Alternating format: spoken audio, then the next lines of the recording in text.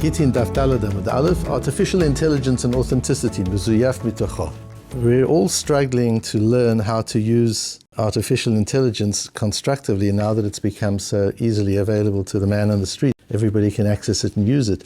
And you've seen the conversations, the discussions. Is it positive? Is it negative? And we all seem to accept that one can use it enormously positively like any other tool.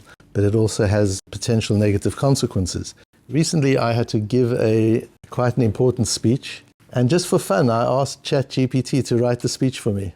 And after a bit of discussion with ChatGPT, it finally came out with its final version, and it was superb. I decided not to use it because there was no chidush in it. It was a collection of ideas, very, very beautifully articulated, but there was no chidush in it. And the idea of a shiur or a lecture is that it needs to be fresh. You go to the baker, you don't want to buy yesterday's loaf of bread. You want to buy today's loaf of bread. And what's important when we're learning Torah and in a shiur is it's the product of what's happening in the world at this moment. When we're learning Torah, that we're engaging Torah in this moment, not from before the Sforim that we've got, or give us all the input, and they can be written at any time. But a live shiur, the idea of learning from a Rebbe, learning from somebody, is to learn how to link what's in the Torah with what's happening at the moment, right now, like artificial intelligence and authenticity. What's that got to do with Gittin Daf Yomi Aleph? We'll see what that's got to do with it. But if it's not on your mind, to me it's on my mind, because what happened with the speech eventually, I decided to drop it and do my own, of course, with chidushim. But there were 2 paragraphs that artificial intelligence wrote that were so good that I couldn't leave them out. They were even written in my style. I couldn't improve on them. I couldn't edit one single word of it. It would have made them worse. It would have made it worse. It was so well written. So I included those 2 paragraphs in the speech.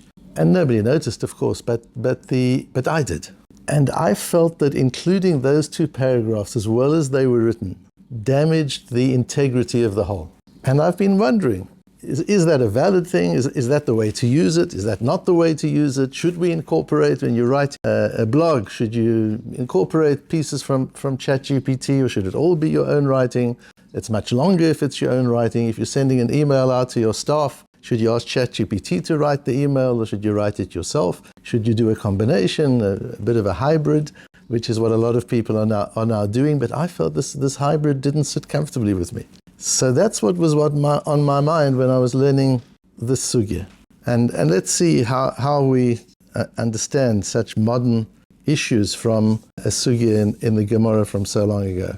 So you'll remember the Gemara is discussing this. The first, the second, and this is the third shiur and Gittin are all linked together, and you'll see the idea starting to evolve. And we're dealing with Rabbi Elazar's shitta. On Gittin, we've discussed that Rabbi Meir and Rabbi Elazar have 2 different worldviews, both Talmudim of Rabbi Akiva, but 2 different worldviews of what a get is. And we learned the idea that according to Rabbi Elazar, a get is a work of art. It's not a data point. It's not a source of information. It's actually a work of art. And we'll see how important that is in understanding Rabbi Elazar. And then the Gemara started saying, our Mishnah on Daf Beis, does it go like Rabbi Meir, or does it go like Rabbi Elazar? Because it seems to go like neither of them. On the beginning of Daf Daled, the Gemara suggests, Ela lo olam Rabbi Elazar. This actually is Rabbi Elazar. So if it's Rabbi Elazar who says you don't even need witnesses to sign on the get altogether, all you need is the get, which is the complete work of art, handed over, the artifact is handed over in front of Eidim Mesira, to a woman. That's what you need. You don't need Eidim on the get. So if you don't need Eidim on the get, why does the shaliach, why does the messenger who delivers the get need to say, B'fanai nichtav, B'fanai nichtam? It was written in front of me, it was signed in front of me, so that we can say to him, was it written and signed Lishmo? And the Gemara asked, according to Rabbi Elazar, it doesn't have to be signed at all. Never mind not signed Lishmo. And the Gemara comes with an amazing chidush. It's true Rabbi Elazar doesn't need Eidim on the shtar, on the get. He doesn't need, without Eidim it's a good get. But if there are witnesses on the get, he needs proper Eidim. Eidim who've done it lishma as well. All the laws of Eidus have to be followed if they're on the get. If that's true, if they're not on the get at all, it's fine. But if they're on the get, they've got to be 100% kosher. Why? The Omer Rabbi Abba, because Rabbi Abba said, Moide Rabbi Elazar. Rabbi Elazar, who says you don't need Eidim on a get, agrees, B'mezuyaf mitocho shehu pasul. That if the get is inherently fake, the get is pasul. Those words are very important. Mezuyaf mitocho shehu pasul. If the get is inherently fake, the get is pasul. And to have witnesses on the get that are not kosher witnesses damages the authenticity and integrity of the entire get. That's Rabbi Abba's chidush that we apply here in order to understand Rabbi Elazar's view. Why is that so? So Rashi says, it's better to have no witnesses according to Rabbi Elazar than to have witnesses who've signed on shelo lishma. Because that's mezuyaf mitocha. Now I want you to understand as we learn through this that the idea of signing something or writing something or saying something shelo lishma, you don't know who you're doing it for, you don't know why you're doing it, you're just doing it automatically, you're just doing it by rote. It's important to understand that that's robotic. Robotic is not just what robots do. Robotic is sometimes what humans do. We can daven robotically, we can learn Torah robotically, we can put in talis and tefillin robotically, we can do things robotically. And that's one of the bigger issues today, is not so much our concern that robots are becoming human. The problem is that humans became robotic. And the problem with humans becoming robotic is a robot is a better robot than a human who became a robot. If we're going to compete with robots as robots, they'll beat us. The only way we can compete with robots is as human beings, because they're not human. With our emotions, with our passions, with our emunah, with our bitochen, that robots don't have. If we bring that into our lives, robots can't compare. But if we're going to act robotically, robots are better. So when a person signs this shtar, a person signs this get, and it's without lishma, there's no intentionality in the signature, that's a robotic signature. Tosfos says, he questions Rashi. I understand that if the eidim are krovim upsulim, if the eidim are possul, they're actually no good eidim. I understand there's a flaw that damages the integrity of the whole shtar. But yeah, the eidim are good eidim, it's just they didn't have the right intention. So delete them, ignore them, you don't need them. Why do you care what's on their mind? And Tosfos comes to the conclusion in the end that we're afraid that if we allow eidim to sign shelo lishma, we'll come to allow the writing shelo lishma. And we've learned with Rabbi Elazar, a get is an artifact and it has to be written with intention and feeling. And if we'll allow the signing shelo lishma, maybe we'll allow the get to be written robotically as well. And according to Rabbi Elazar, a robotic get is also not only a get written by ChatGPT is also, but even a get written by a robotic human is possible, according to Rabbi Lapin. And we're afraid we'll get to that according to Tosfos. The difficulty with that is the wording. Both according to Rashi and Tosfos, we've got this Rashi on Daf Yud, where Rashi says the concern is just that we might come to use these eidim for more serious issues. We'll think they're good eidim. We'll use this eidus to allow her to get remarried. And the eidus is not good enough. The evidence is not good enough. But in both these cases, the whole discussion is about the eidim. Are the eidim good enough? Are the eidim psulim? Maybe we'll use the eidim for something else. But that's not what the Gemara says. The Gemara says, muzuyaf mitocho. It's from the essence, from the get itself is inherently possible. Where do we see, according to Rashi and Tosfos, where do we see the idea of mezuyaf mitocho? So the Lashon of the Rambam is very important. The Rambam says, firstly, he paskins in Perik Aleph Halacha Tesvav, like Rabbi Elazar, Ikar hagirushim be'edei mesira. The main act of gittin is the handing over, the witnesses who hand the get over. However, in Halacha Yud Zayin, in the next halacha, he says, Hayu edav mitocho psulin, afilu echad pasul ve'echad kasher. If the edim are psulim, even if one of them is pasul, v'natnu la bifnei shnei edim ksherim, and they handed over the get in front of two kosher witnesses, harei zeh pasul. It's pasul, because shenimtza, look at the Rambam's wording, shenimtza ki mezuyaf mitocho, ki mezuyaf. The Rambam might have a different girsah in our Gemara. Not mezuyaf mitocho, but ki mezuyaf mitocho. It's as if it is inherently flawed. And the Rambam spells that out in Perek Gimel, where he says that he brings the view of a Gaon, one of the Gaonim, that the problem here is midoraisa. This get is totally useless. It's a completely possible get, even though the get was written perfectly, everything was good. And even though we don't need eidim. If we have eidim and they were not lishma, that damages the whole get. And the Rambam rejects that and says, "V'lo yeroi li dover zeh, ela ki mezuyav v'lo mezuyav vadai." The lashon is ki mezuyaf, not mezuyaf vadai. It's as if it's forged. but it isn't forged. We treat it as if it's forged. So you see the Rambam working on that word of ki mezuyaf, which would explain the shita of Rashi and Tosfos. So yes, although the problem is with the witnesses, there's no problem with the get itself. The actual content of the get is perfect. But the witnesses, who we don't really need altogether, are not perfect. They've written it shelo lishma without intentionality. That makes the whole thing ki mezuyaf, as if it's a forgery, not mezuyaf. The Rambam's wording there is very important. And that comes from the Rambam's Rebbe's Rebbe, the Rif, who brings that Gaon. The Rambam, the Rif, at the end of Gittin, brings that Gaon, and he rejects the Gaon, as does the Rambam. So the Rambam goes in the shitta of the Rif, which he usually does.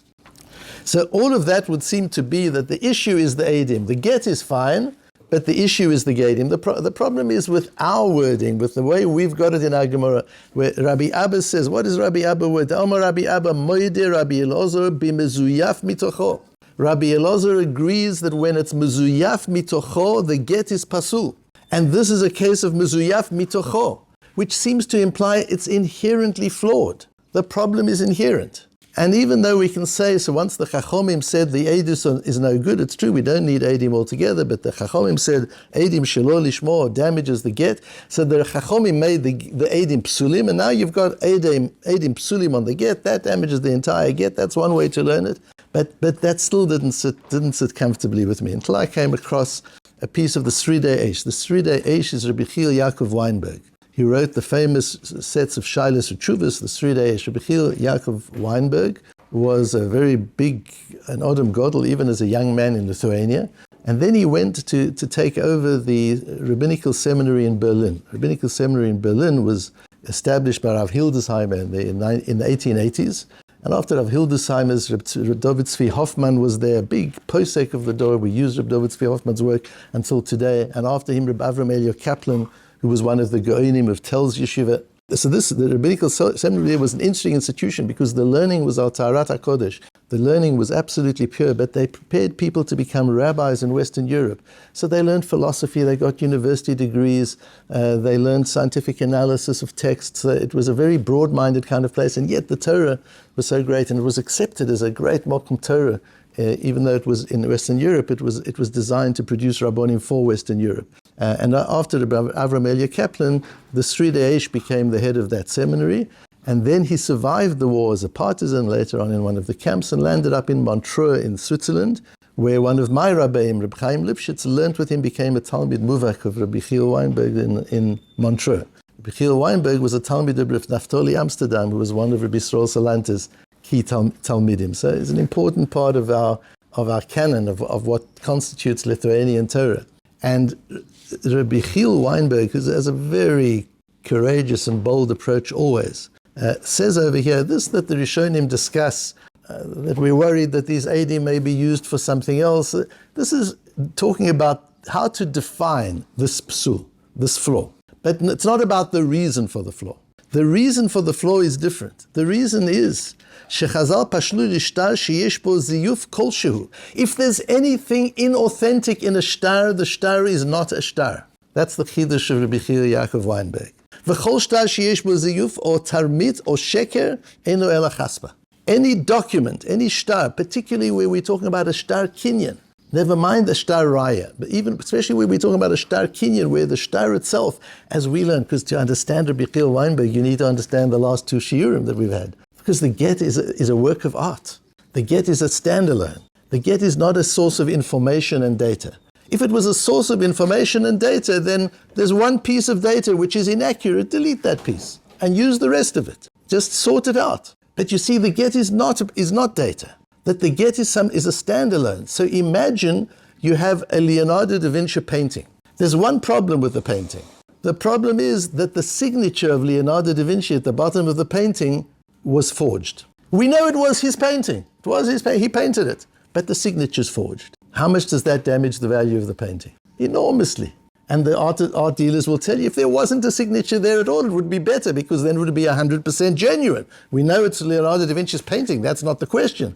But to have a forged signature on it, that damages the whole painting. Says Rabbi Chil Weinberg, to have a forged signature on a document, even if you don't need the signature. According to Rabbi Loza, you don't need the signature.